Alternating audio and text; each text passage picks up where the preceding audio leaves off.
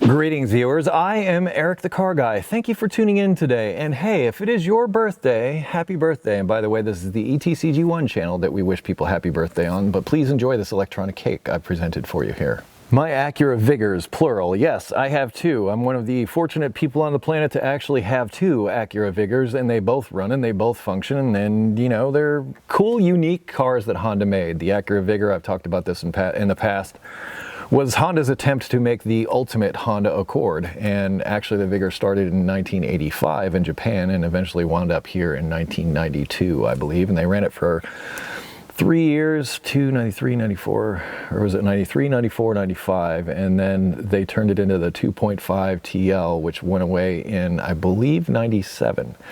So about 5-ish years, we had 5-cylinder Hondas here in the States. And the original one in 1985 wasn't necessarily a 5-cylinder. That came later. I'm not exactly sure when. But there's a brief history of the Acura Vigor. Well, I'm in kind of a spot right now.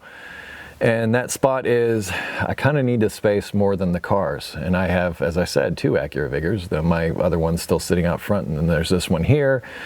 But now that I have the 2008 Acura TL, which I'm about to put a hurting on and basically make into my daily, which is what my Vigor was for many years, I gave my Honda Element to my youngest son, who is now driving it and loves it.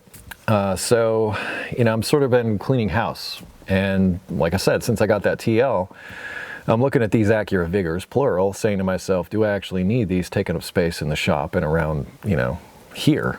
Do I need them if I'm not going to drive them? In fact, I've already taken this one off the road.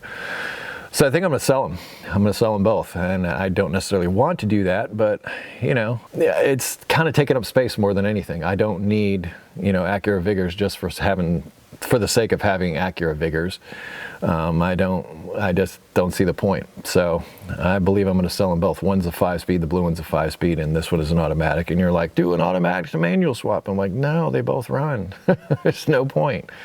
For the amount of time and effort that you'd have to put into that, no, not going to do it. So I've mentioned in the comments to other videos that I would like to do an electric vehicle for some time. And one of the things I was thinking about doing that with was the blue Acura Vigor, mainly because it had a manual transmission, and I think that would be a lot easier to convert over than an automatic transmission that was electronically controlled, because then I would still be dependent upon the vehicle systems to do any shifting and work out speed sensors and all that.